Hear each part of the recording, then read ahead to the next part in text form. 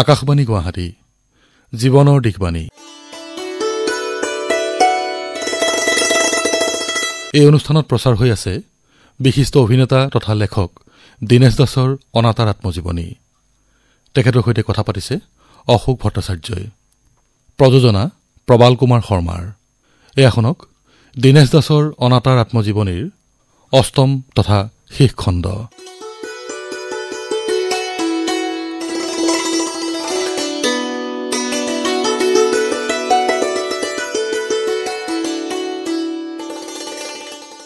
দীনেশ দা নমস্কাৰ। নমস্কাৰ। আপুনি লেখক হিচাপে পৰিচিত, আপুনি অভিনেতা হিচাপে পৰিচিত। আপুনি অভিনেতা মানে মঞ্চ অভিনেতা, বোলছবি অভিনেতা দুইটা। আপুনি পৰ্যটক হিচাপেও পৰিচিত, আপুনি ঘূৰিছে কিছু, আৰু তাৰ লগতে আপোনাৰ জীৱনৰ তিতা মিঠা কথা বিলাব পৰা এগৰাকী ব্যক্তি, যিয়ে মানুহক কথাৰে বান্ধি ৰাখিব পাৰে, তেনেকৈ আপোনাৰ নাম এটা আছে। আপুনি ইংলেণ্ডখন খুব ভালকৈ ঘূৰিছে। ভালকৈ কৰিছোঁ, সেইটো হয়। মোৰ এই ইংলেণ্ড ভ্ৰমণৰ অভিজ্ঞতা আপুনি লিপিবদ্ধও কৰিছে নহয় জানো? মোক কওকচোন, ইংলেণ্ডখনত আপুনি কি বস্তু বিচাৰি পাইছিল যিটোৱে আপোনাক লিখক হোৱাৰ প্ৰেৰণা বা কথাবিলাক লিপিবদ্ধ কৰাৰ সেই প্ৰেৰণা দিলে? ঘটনা এটা হ'ল কি, মই সঁচা কথা ক'ব গ'লে 60s এখন নাটক এখন লিখিছিলোঁ, একাংকিকা নাটক, ডেটছ অল। আৰু ৰেডিঅ'ত 66 আহি এখন লিখিল চিকাৰ আৰু স্বীকৃতি বুলি, নাৰায়ণ বেজবৰুৱা দাদাৰ লগত তেনেকৈ লগ লাগি এখন লিখিছোঁ। শেষ আৰু লেখা আৰু মোৰ কোনো হেৰি নাই আৰু। কিন্তু এই যে ইংলেণ্ডত গ'লোঁ, ইংলেণ্ডত গৈ মোক মাতিব বুলিতো মই কেতিয়াও ভবা নাই। মই এজন আৰ্টিষ্ট, অভিনেতা, গানৰো নহয়, গায়কো নহয়, মই এজন অভিনেতা, ষ্টেজত এক্টিং কৰোঁ। মোক কিয় মাতিলে, এই এটা মোৰ ডাঙৰ ভয় এটা আহি গ'ল। তাৰপিছত সেই ভয়টো কটালে মোৰ মিছেছে, আপুনি যাব, আপোনাক এনেইতো মাতা নাই, নিশ্চয় আপোনাৰ পৰা কিবা বিচাৰিছে, আৰু সেই বিচৰাখিনি আপুনি দিব লাগিব। আৰু তাত গৈতো আপুনি ভয় লগা বস্তু বা বেলেগ ধৰণৰ বস্তু আপুনি দিলেতো মানুহে নিশ্চয় ভাল নাপাব। আপুনি তাক মানুহে, মই যি জানো, মোৰ মিছেছে যিটো কৈছে, তাৰ মানুহবিলাকে কামৰ ব্যস্ততাৰ মাজত সোমবাৰৰ পৰা শুকুৰবাৰলৈ 5 days working, শুকুৰবাৰলৈ সময় নাপায়। ৰাতিপুৱা 8টাতে যায়, ৰাতি 8টাত আহি সোমায়, 7টাত আহি সোমায়। গতিকে হাঁহিবলৈ সময় নাই তাত মানুহৰ। গতিকে আপুনি সেই সুযোগটো আপুনি লওক, আপুনি যিমান পাৰে মানুহক হঁহাবলৈ চেষ্টা কৰক।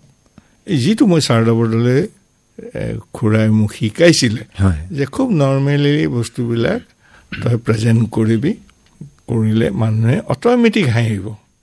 তাৰপিছত যায় এই গাজাবিলাকতো থাকেই, যিবিলাক মানে মানুহে অট'মেটিক হাঁহি আহে। এই ধৰা এই এটা মানে জাহাজত, তেতিয়া আগৰ দিনত জাহাজত মানুহ যায় ইংলেণ্ডলৈ, যাওঁতে সেই ৰেলিঙত গধূলি চাই থাকে, এইবাৰ বতাহ মাৰি থাকে, চাই থাকোঁতে হঠাৎ এটা সৰু ল'ৰা পৰি গ'ল। পৰি যোৱাৰ পিছত সকলোৱে চিঞৰিছে, এই বচাওক বচাওক বচাওক, ল'ৰাটো বচাওক বচাওক বচাওক। কোনেওতো নানামে জাপ মাৰি। হঠাৎ এজন জাপ মাৰি দিলে, জাপ মাৰি ল'ৰাটোক বচাই দিলে। বচাই দি উঠাই আনিলে, আনি বাচিলে সেই ল'ৰাটো। দেউতাক মাকে গৈ একদম সাউত মাৰি ধৰি, আপুনি মোৰ ল'ৰাক বচাই দিলে, বচাই দি মোক যে কি যে উপকৃত কৰিলে মানে। এই যিজনে বচাইছিলে তেওঁ মোক পিছপিনৰ পৰা লাথ মাৰি দিছিলে। এনেকুৱা ধৰণৰ সৰু সৰু বস্তু স্কিট আৰু যিটো এই মানুহক মই তেনেকৈ কিছুমান বস্তু সজাই নিছিলোঁ, যাতে মোৰ 1 ঘণ্টা 1.5 ঘণ্টা সময় মোৰ কাটি যায়। যে এই বস্তুবিলাক মানুহবিলাক ভাবিব নোৱাৰাকৈ মানে সেই চেয়াৰৰ পৰা লুটি খাই পৰিছে। নীলমণি চিকদাৰ বুলি এজন ডক্তৰ, মোতকৈ বয়সত 2 বছৰ ডাঙৰ নেকি, তেখেতে মোৰ পৰা সেই গাজাবিলাক কিনিব আহিছে। মই কৈছোঁ, দাস মোক এই 4টা গাজা দিয়ক 20 পাউণ্ডত। মই হাতযোৰ কৈছোঁ, বোলো বিক্ৰী কৰা বস্তু নহয় নহয়, এইটো কাৰোবাৰ লোকৰ মুখত মই শুনিছোঁ, আজি আপোনালোকক থ্ৰ' কৰিছোঁ, আপুনি কালি কাৰোবাক থ্ৰ' কৰিব, ভাল পাব। ঠিক এনেকৈ মানে কৰিছোঁ। কৰি মই সোমবাৰৰ পৰা শুকুৰবাৰলৈ মই ইয়াত থাকোঁতেই মই তাত সেই যদুমণি এতিয়া ঢুকালে ইন্দ্ৰমণি বৰাৰ ভায়েক ডক্টৰ যদুমণি, তাৰপিছত ৰঞ্জিত কাকতি, এনেকৈ মোৰ যিকেইবিলাক বন্ধু আছিলে সিহঁতলৈ মই তেতিয়া ফেক্সেই বেছি মেক্সিমাম ফেক্স কৰি মই সিহঁতৰ লগত যে শুকুৰবাৰে ৰাতি যাম, শনিবাৰে দেওবাৰে থাকিম, আকৌ উভতি আহিম, থাকিব পাৰিমনে, কোনেওতো না বুলি নকয়। মানে 7জন মানুহৰ ঘৰত মই তেনেকৈ কৰিছোঁ। কিন্তু সোমবাৰৰ পৰা শুকুৰবাৰলৈ মই কি কৰিম, মোৰ প্ৰশ্ন আহি গ'ল। উপায় নাই, মোৰ ডক্টৰ কৰুণাসাগৰ দাসৰ ঘৰত মই আছিলোঁ। তেওঁ নিজৰ কামত ওলাই গুচি যায়, চব ওলাই গুচি যায়, ল'ৰা ছোৱালীবিলাক স্কুললৈ গুচি যায়। মই কি কৰোঁ, মই যায় সেই ওচৰতে তাতে এটা ভাল কি এই 1 মাইলৰ ভিতৰত 2-4টামান তোমাৰ হেৰি থাকে, পাৰ্ক থাকে। তাত বুঢ়া মানুহবিলাক আহে, বহে, কুকুৰ লৈ আহে, খেলি থাকে। ময়ো তাত সেই পাৰ্কত গৈ আৰু সেই গছৰ তলত শুই থাকোঁ।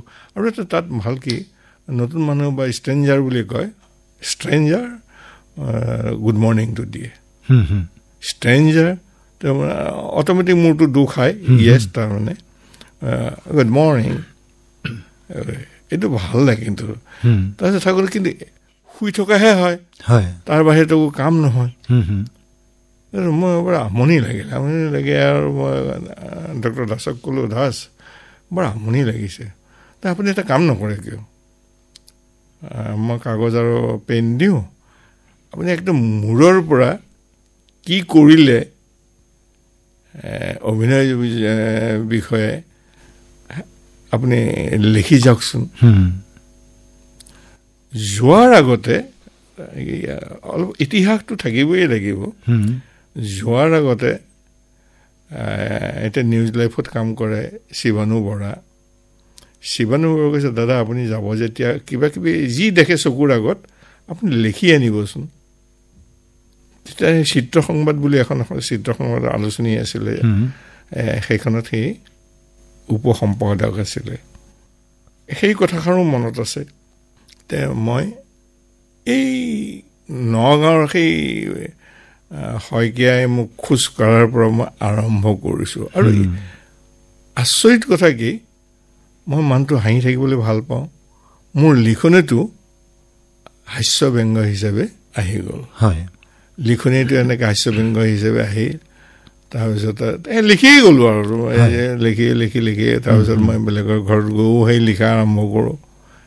সেই এনেকৈ কৰি আহি আকৌ সেই দাসৰ ঘৰৰ পৰা আকৌ লেখা আৰম্ভ, এই কৰি মেলি এনেকৈ থাকোঁতে আজি এটা ভেৰি ইণ্টাৰেষ্টিং, যিটো মই কাকো কোৱা নাছিলোঁ, এতিয়া কওঁ, বেকত কৰোঁ। 97ত গৈছোঁ মই। 97ত 2000ত আকৌ গৈছে নেকি আপুনি? 2000তো গৈছোঁ, 97তো গৈছোঁ।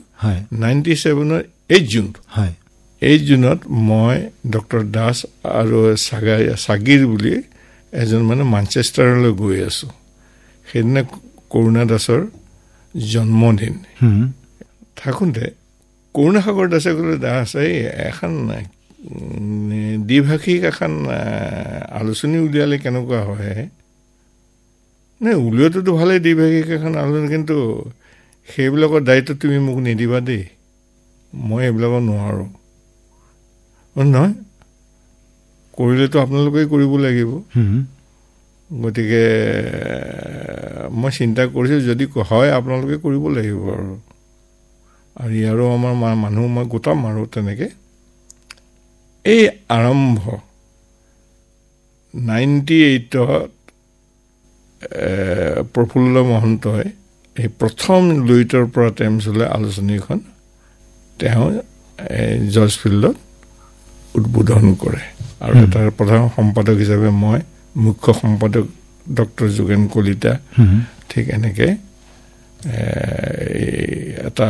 মই 4 বছৰ মই সম্পাদকগিৰি কৰিলোঁ। তাৰপিছত আৰু মই নোৱাৰিলোঁ, চাকৰি মানে চিনেমা এইবিলাকত মিলি থকাৰ কাৰণে আৰু নোৱাৰিলোঁ। এই যে মই কিন্তু লিখনিটো মই এৰি দিয়া নাই। এই যে তাৰ পৰা আহি শিৱানুৱে মোৰ পৰা লিখাবিলাক লৈ গৈ চিত্ৰ সংবাদত সি কলম চলাই সুন্দৰকৈ উলিয়ালে। উলিয়াওঁতে দৈনিক অসমৰ অনিল বৰুৱাই দেখা পালে।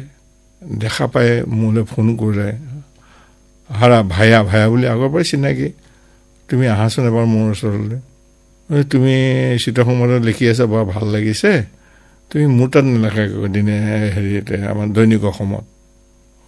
এবাৰ শিৱানক সুধিব লাগিব, সি মোক উদগনি দি লেখাই আনিছিলে, তুমি সোধা। শিৱানক যেতিয়া সুধিলোঁ, দাদা ভালে, আপুনি ডাঙৰ চাৰ্কুলেশ্যন তাতে পাই যাব। এই দৈনিক অসমত কণ্টিনিউৱাছলি প্ৰত্যেক সপ্তাহত, আৰু সঁচা ঘটনা মই যিটো দেখিছোঁ থিয়েটাৰত, চিনেমাত, বজাৰত চব হাস্য ব্যংগ কৰি, আৰু মোৰ হাস্য ব্যংগত ইংৰাজী, উৰ্দু, হিন্দী চব মিহলি কৰি, মই অকল অসমীয়া বুলি মই নেলেখোঁ, চব মিহলি কৰি মই বস্তুটো সজাই মই তেনেকৈ লিখিলোঁ। এনেকৈ গৈ এতিয়ালৈকে 3খন কিতাপ হ'লগৈ উলিয়াইছোঁ। এখন অসম সাহিত্য সভাই এইবাৰ উলিয়াব, এই উলিয়াবই অলপতে তেওঁলোকে প্ৰিণ্টত পঠিয়াইছে, এইবাৰ অসম সাহিত্য সভাই উলিয়াব। মনটো ভাল লাগিছে।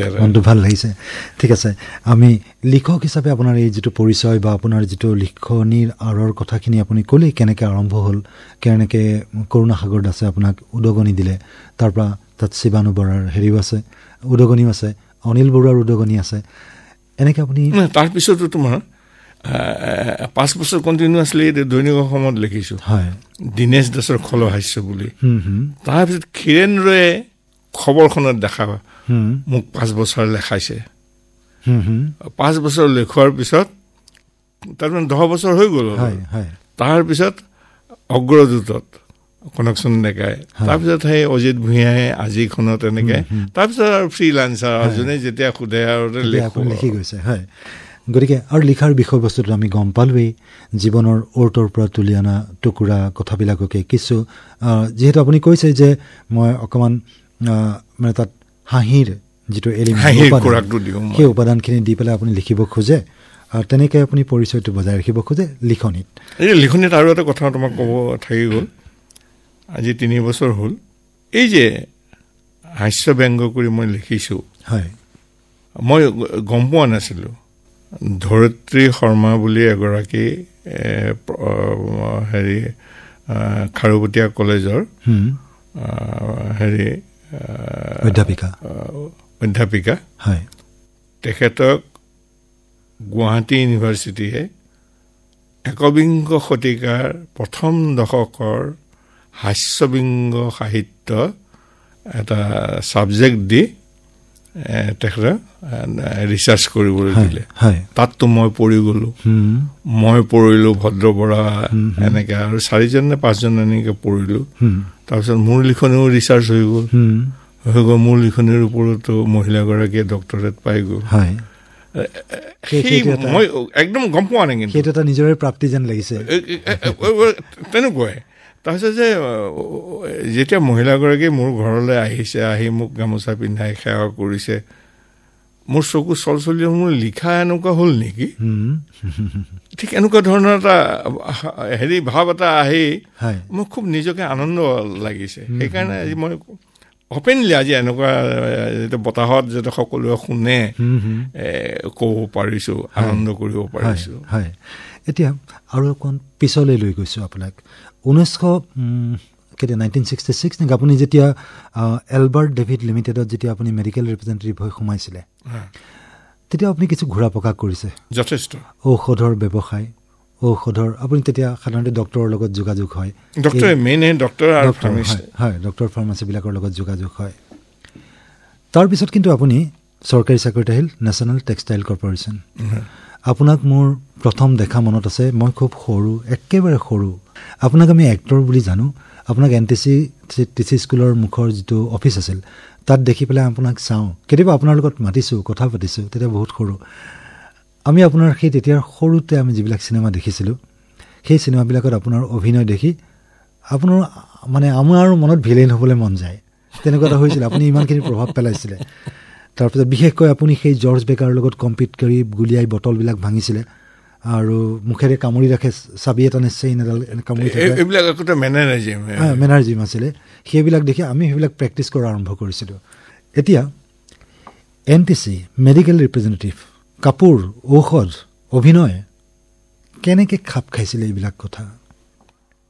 এইটো আচলতে ছেলছমেনশ্বিপ বুলি কওঁ। থোৰতে মই যি বস্তুৱেই নহওঁ, কোনোবাই যদি কয় এই ঘোঁৰাটো বিক্ৰী কৰি দিব লাগে, মোৰ কনচেপ্টত তৎক্ষণ মই অবজাৰ্ভ কৰি লওঁ ঘোঁৰাটোৰ কি কি আছে নাই। সেই ঘোঁৰাটোৰ কি আছে কি নাই সেই অবজাৰ্ভ কৰি মই সেইটো যোন কাষ্টমাৰ আহে তেওঁক প্ৰেজেণ্ট কৰোঁ। এই চাওকচোন ঘোঁৰাটোৰ কাণখন কি সুন্দৰ দীঘল, এই চাওকচোন ভৰিখন চাওকচোন কি সুন্দৰ দীঘল, মানে এই দাগটো দেখিছে কি, যিমানখিনি পাৰোঁ। বেয়া গুণখিনি নহয়, ভাল গুণৰ ওপৰতহে মানুহ আকৃষ্ট হয়। গতিকে সেই তেনেকৈ এতিয়া যে মই অভিনয় কৰোঁ, এইও এটা ছেলছমেনশ্বিপ। মই যে এই মেনাৰিজিমবিলাক তুমি নিজে কোৱা মতে মেনাৰিজিমবিলাক যে দিছোঁ, এইটো মানুহ এট্ৰেকশ্যন কৰিবৰ কাৰণে, যে এই যে দাঁতত কিবা এটা কামুৰি থাকে, এই কামুৰি লাহেকৈ কিবা এটা তুমি এটা ডাইলগ এটা দিলা, সেই ডাইলগটো এই সূতা এডাল থাকে, সেইটো তুমি কথা পাতি আছা, মই থুই কৰি দিলোঁ, তোমাৰ সেইডাল বস্তু তোমাৰ নাকৰ আগেদি আহি আকৌ মোৰ বুকুত পৰে। এইবিলাক মানে চমক একোটা, এইবিলাক চমক দিবলৈ এইকাৰণে একোটা এজন এক্টৰ হ'বলৈ গ'লে খুব মাইনৰ অবজাৰভেশ্যন লাগে, সেইটো এক্সাৰচাইজ লাগে। আজি এই যে এইটো থুই পেলাই দিলোঁ, কিমান থু বুলি পেলাই দিলোঁ, সেইটো তোমাৰ নাকৰ আগেদি আহি কিমান দূৰত তুমি থাকিবা সেইটো তুমি অবজাৰ্ভ কৰি ল'বা। অবজাৰ্ভ কৰি লৈ তুমি সেই বস্তুটো কৰিবা। ডাইৰেক্টৰক সুধিবা, ডাইৰেক্টৰো পাৰ্মিশ্যন লাগিব এইটো কৰিব পাৰিম নে নহয়। ঠিক এনেকৈ ধৰণে এজন এক্টৰ হ'বলৈ গ'লে অবজাৰভেশ্যন, এক্সাৰচাইজ। আমাৰ দিনত এতিয়াতো বহুত ধৰণৰ স্কুল খুলিছে, আমাৰ দিনতো স্কুল নাছিলে একেবাৰে। আমি কি কৰোঁ, এই যিবিলাক শিকোঁ বা দেখোঁ সেইবিলাক আইনাৰ আগত আহি প্ৰেক্টিচ কৰোঁ। সেই প্ৰেক্টিচটোৱে নিজেই মই গম পাওঁ যে এইটো বেয়া হৈছে বা এইটো নাই, এনেকৈ কৰিলে বেয়া হ'ব। বা কেতিয়াবা খুব দিগদাৰ লাগিলে তেতিয়া হয় খুৰাদেউৰ ওচৰলৈ যাওঁ, চাংৰাবলৰ ওচৰলৈ যাওঁ, বা হেৰিৰ ওচৰলৈ যাওঁ, চন্দ্ৰ ফুকনৰ ওচৰলৈ যাওঁ। ওচৰতে একদম গোটেই ওচৰ ওচৰি ঘৰ, তেওঁলোকে শিকাই দিয়ে। এই এনেকেই বস্তুটো অভিনয় জীৱনটোত আপুনি খোজকাঢ়ি গৈছোঁ, কিন্তু এই খোজকাঢ়ি যাওঁতে উজতিও খাইছে। মই এটা উদাহৰণ দিওঁ। আপুনি নতুন আশাত এটা নতুন ধৰণৰ অভিনয়েৰে বাট বুলিবলৈ চেষ্টা কৰিছিল। এটা সেইটো হয়, সদায়তো ভিলেইন হয়। 1 নম্বৰৰ পৰা নতুন আশালৈকেতো ভিলেইনেই হৈ আছোঁ। থাকোঁতে হঠাতে যিজন প্ৰডিউচাৰ BK ফুকলা, মোৰ বন্ধু, আৰু ডাইৰেক্টৰ বিনীতা গোহাঁই, চামিলি মেম চাহাবৰ হিৰইন, তাৰ বিনীতা গোহাঁই মিত্ৰ, প্ৰবীৰ মিত্ৰ, সি ডাইৰেক্টৰ। থাকোঁতে সি তাতে ভিলেইন এটা আছে। মই এইটোৱেই চান্স, ইহঁতক যদি পতাব পাৰোঁ মই বেলেগ ৰোল এটালৈ আহি চাওঁ কেনেকুৱা লাগে কৰি। তাৰপিছত যায় সিহঁতে কোনো না নকৰিলে। বিজু ফুকন আছিলে, কাশ্মীৰী, মই এনেকৈ আছোঁ, হিলু পাত্ৰ বুলি আছে তেওঁ আছিলে। তাত মই খুহুতীয়া অভিনয় এটা আৰম্ভ কৰিলোঁ। নাই, যেতিয়া চিনেমাখন ওলাল মানুহে মোকতো বেয়া পালে, মোক একেবাৰে ৰিজেক্টেই কৰিলে। মই বহুত দিনলৈ মই চিনেমাই নাছিলে মোৰ, প্ৰায় 2 বছৰমান এনেকুৱা ধৰণৰ হৈছিলে। তাৰপিছত আকৌ যেতিয়া পুলকে মোক সেন্দুৰ খানত ল'লে, লুংগি পিন্ধি, ভিলেইন লুংগি পিন্ধি কৰি যেতিয়া ব্ৰজেন বৰুৱাৰ লগত যেতিয়া ঘচা আৰম্ভ কৰিলোঁ, তাৰ পৰা আকৌ ভিলেইনেই। ঠিক আছে। ভাৰতবৰ্ষৰ বিভিন্ন ছবি, আপুনি ছবিৰ দৰ্শকো ভিলেইনৰ চৰিত্ৰ আমি জানো, কেইটামান এষ্টাব্লিছ চৰিত্ৰ আছে আমি জানো, সেইসকলক ভিলেইন হিচাপে মানুহে গ্ৰহণ কৰিছে। তেনেকৈ অসমীয়া ছবিত দীনেশ দাস বৰুৱাই আমাৰ চকুৰ আগত ভিলেইনৰ যিটো চৰিত্ৰ, যিটো অপৰিহাৰ্য, যিটো কাহিনীৰ তো উত্তৰণ ঘটাৰ বাবে কাহিনীটোৰ এটা সম্পূৰ্ণতা পোৱাৰ কাৰণে ভিলেইনৰ চৰিত্ৰটোৱে গোটেই চিনেমাখনকে যেনেকৈ এনহেঞ্চ কৰে, সেই চৰিত্ৰটো খুব সহজ চৰিত্ৰ নহয়। আপুনিতো সহজ বুলি বোধকৰো নাভাবেই, কোনো আজিলৈকে মই কোনো চৰিত্ৰ মই সহজ বুলি নাভাবোঁ। তথাপি আপোনাৰ আদৰ্শ চৰিত্ৰ এনে ভিলেইন হিচাপে কাৰ চৰিত্ৰ আপোনাৰ অলপ মনত ক্ৰিয়া কৰে? মই দুজনকে ভাল পাইছিলোঁ, তেওঁলোকৰ চিনেমাবিলাক প্ৰায় চাইছিলোঁ। এক হ'ল প্ৰাণ আৰু এক হ'ল অজিত। দুইজনৰে কিন্তু বেলেগ বেলেগ টাইপৰ এক্টিং, কিন্তু দুইজনে কিন্তু সাংঘাতিক কৰি থৈছে। গতিকে তেওঁলোকে কি ধৰণে কৰে, চকু কেনেকৈ কৰে, থ্ৰয়িং, ভইচ থ্ৰয়িংটো কেনেকুৱা, মেইনকৈ মডুলেশ্যন দেই। গেৰগেৰাইও তুমি ক'ব পাৰা, খঙেৰেও তুমি ক'ব পাৰা, কিন্তু পাৰ্টিকুলাৰ ডেট মমেণ্ট তুমি কি ধৰণে কৰে বেছি ভাল হ'ব, সেই বস্তুটো শিকাৰ বস্তু, এইবিলাক শিকাৰ বস্তু। গতিকে সেইবিলাক বস্তু মই লক্ষ্য কৰিছিলোঁ। লক্ষ্য কৰি এই শেষ বিচাৰ বুলি এখন চিনেমাত, তাত মই এটা বিৰি খোৱা মানে ড্ৰাইভাৰ এটা হৈছিলোঁ, ট্ৰাকৰ ড্ৰাইভাৰ। বিৰি খোৱাটো জেনেৰেলি মানে বিৰি খাই এনেকৈ পেলাই দিয়ে, মই কিন্তু বিৰি খাই চাই পেলোৱাটো বেলেগ ষ্টাইল এটা মাৰি দিলোঁ, যিটো সেইখিনি সময়ত পাৰ্টিকুলাৰ ডিউৰিং ডেট ডে মানে পিৰিয়ড মানে ড্ৰাইভাৰবিলাকৰ মাজত প্ৰচলন হৈ গ'ল। মোক দেখিলে সেই এনেকে মানে এতিয়া আপোনাৰ লিখক হিচাপে আমি কিছু কথা পাতিলোঁ। লিখক হিচাপে আপোনাৰ যিখিনি অন্ততঃ চেষ্টা কৰিছে সেইখিনি কথা পাতিলোঁ। অভিনয় হিচাপেতো আপুনি অভিনেতা হিচাপে যিখিনি আপোনাৰ আমি গোটেইকেইটা এপিছডতে গোটেইকেইটা খণ্ডতে আপোনাৰ সেই কথা পাতিলোঁ। তাৰপিছত এই যে আপুনি ক'লে যে আপোনাৰ কমিক ৰোল তাত কৰিব গ'ল, কিন্তু তাত আপুনি বিফল হ'ল। এই সফল হোৱা বিফল হোৱা নিজকে লৈ এক্সপেৰিমেণ্ট কৰা এই কথাখিনিৰ ভিতৰত মানুহৰ এনেকুৱা থাকে নেকি যে অভিনেতা হিচাপে বিশেষকৈ যে মই স্বাভাৱিকভাৱে এইটো ধৰণৰ অভিনয়ৰ বাবে উপযুক্ত, নে নিজকে খাপ খুৱাই ল'বলগীয়া হয়? মানুহৰ স্বাভাৱিক ৰোল এটা থাকে। সেইটো তুমি বৰ ভাল প্ৰশ্নই কৰিছা। আজি মই যদি চেষ্টা কৰিলোহেঁতেন না মই হিৰো হ'ম, মই কেতিয়াও আজি দীনেশ দাস হ'ব নোৱাৰিলোহেঁতেন। কাৰণ মানুহটোৰ গাঁথনি এটা আছে, এজন ভিলেইনৰ গাঁথনি এটা আছে বা এজন হিৰোৰ গাঁথনি এটা আছে, এনেকে মুখৰ অৱয়ৱটো আছে, এনেকুৱা মানুহ এইটো একোটা থাকেতো। আজি বিজু ফুকনে হওক বা নিপন গোস্বামীয়ে হওক, তেওঁলোকৰ অৱয়ৱ এটা বেলেগ, যিটোৰ কাৰণে তেওঁলোকে আজি হিৰো হ'ব পাৰিছে আৰু কিন্তু ভিলেইন হ'ব নোৱাৰিলেহেঁতেন। কিন্তু মই যদি হিৰো হ'ব যাওঁ, মই কেতিয়াবাই ৰাইজৰ পৰা আঁতৰি আহিব লগা হ'লহেঁতেন। কিন্তু এই ভিলেইন হিচাপে, কাৰণ মই জানো যে মই ভিলেইন হিচাপে বস্তুটো কৰিলে মই তিষ্ঠি থাকিব পাৰিম, আৰু সেইকাৰণে যিমান পাৰোঁ মই নতুন নতুন বস্তু শিকিবৰ কাৰণে, বস্তু দিবৰ কাৰণে ৰাইজৰ ওচৰত মই তেনেকৈ চেষ্টা কৰি আছোঁ। এতিয়াও চেষ্টা কৰি আছোঁ। এতিয়া বয়সীয়া, এতিয়া মোৰ এতিয়া 78 years। এই 70 years এইটো বয়সত মই কেনেকুৱা ভিলেইন হ'ব লাগে সেই তেনেকৈ গেট আপটো লৈ লৈছোঁ।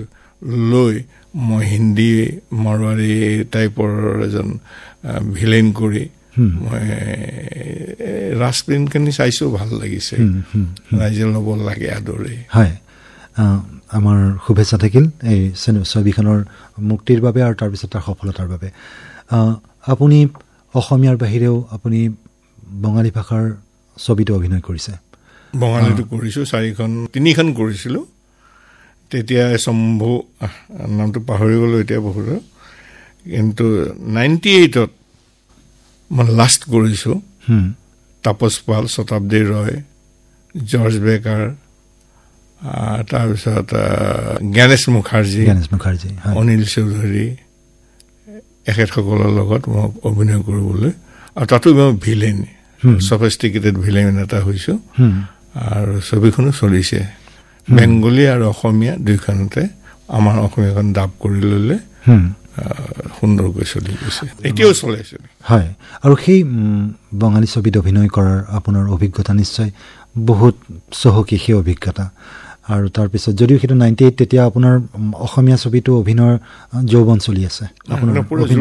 হয়, এই অভিনয় জীৱন চাকৰি জীৱন আপুনি গোটেইখিনি একেলগে চলাব লগা হৈছে এটা সময়ত কি হ'ল 1976ত মই এই চিনেমাৰ কাৰণে দেখিলোঁ যে মই চাকৰি যিটো ৰেমুনাৰেশ্যন পাওঁ মই চিনেমা কৰিলে তাৰ ডবল পাওঁ মই ভলণ্টিয়াৰ ৰিটায়াৰমেণ্ট ল'লোঁ 1976ত ভলণ্টিয়াৰ ৰিটায়াৰমেণ্ট লৈ মই একদম ফ্ৰী হৈ গ'লোঁ আৰু ফ্ৰী হৈ এতিয়ালৈকে অভিনয়ৰ লগতে জড়িত হৈ আছে তাৰ লগত লিখা মেলাৰ কথাও চিন্তা কৰিছে আগবঢ়াই নিছে হয় এতিয়া সিদিনা এখন কৰিলোঁ ধোঁৱা আৰু জীৱন বুলি এখন চিনেমা মুহূৰ্ত কৰিলোঁ তাতো সেই ভিলেনী হয় এই ঠিক এনেকৈ ধৰণে এতিয়া পিছলৈ কি হয় নাজানো কিন্তু এতিয়ালৈকে কৰি আছোঁ এতিয়া এই শব্দটো পিছলৈ কি হয় নাজানো আপোনাৰ বয়স ৭৮ বছৰ আপুনি পিছলৈ কি কৰাৰ কথা ভাবিছে পিছলৈ মই অভিনয়ৰ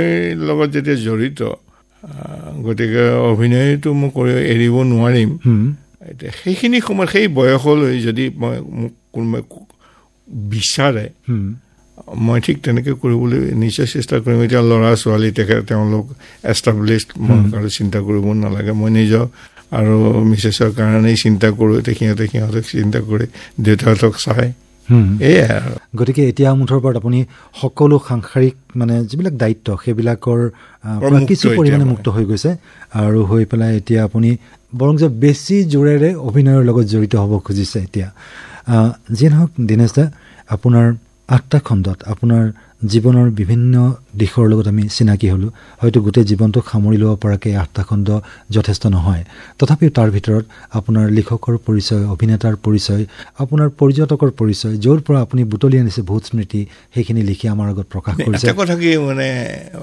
ভাল লাগিছে কি আজি তোমালোকে এই সুযোগটো দিয়াৰ কাৰণে আকাশবাণীয়ে সুযোগটো দিয়াৰ কাৰণে মই নথৈ গৌৰৱান্বিত আৰু মোৰ জীৱনৰ বহুতখিনি কথা আৰু অসমত এনেকুৱা এটা মানে ডাইৰেক্টৰ নাই যাৰ আণ্ডাৰত মই কাম কৰা নাই ৰাইজক মই ইমানখিনি আনন্দ দিবলৈ চেষ্টা কৰি আছোঁ যাতে আগলৈও যাতে কৰিব পাৰোঁ সেইখিনি আশীৰ্বাদ বিচাৰোঁ ৰাইজৰ পৰা হয় নিশ্চয় ৰাইজে কৰিব সেইখিনি আশীৰ্বাদ আমি দীনেশ দাৰ পৰা আজি এতিয়া বিদায় ল'ব খুজিছোঁ এই যিটো জীৱনৰ দিশবাণীৰ ৮টা খণ্ড এইখিনিতেই আমি সমাপ্ত কৰিব খুজিছোঁ আপোনাৰ অভিনয় জীৱন আৰু বেছি দীৰ্ঘম্যাদী হওক সেইখিনিতো বিচাৰিমেই তাৰ লগতে খুব ভাল লাগিল বহুত অতীতৰ এগৰাকী ঘোষক আকাশবাণীৰ বহুত কেতিয়াবাই আপোনাৰ লগত আমাৰ সম্পৰ্ক এটা হৈছিল আৰু তাৰপিছত সেই সম্পৰ্কটোৰ পিছত আপোনাৰ বৃত্তিগত কাৰণত ঠিক অন্য অভিনয়ৰ জীৱনটোৰ লগত জড়িত হোৱাৰ বাবে আমাৰ পাতৰি গৈছিলে কিন্তু সেই পুৰণি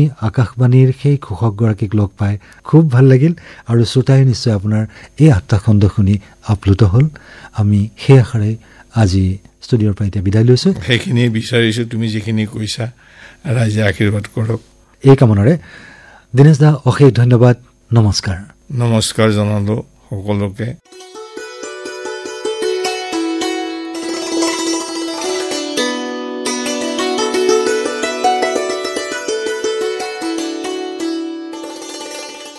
জীৱনৰ দিশবাণী অনুষ্ঠানটিত ইমান পৰে বিশিষ্ট অভিনেতা তথা লেখক দীনেশ দাসৰ অনাতাঁৰ আত্মজীৱনীৰ ৮ম তথা শেষ খণ্ডটি শুনিলে তেখেতৰ সৈতে কথা পাতিলে অশোক ভট্টাচাৰ্যই অনুষ্ঠানটিৰ প্ৰযোজনা আছিল প্ৰবাল কুমাৰ শৰ্মাৰ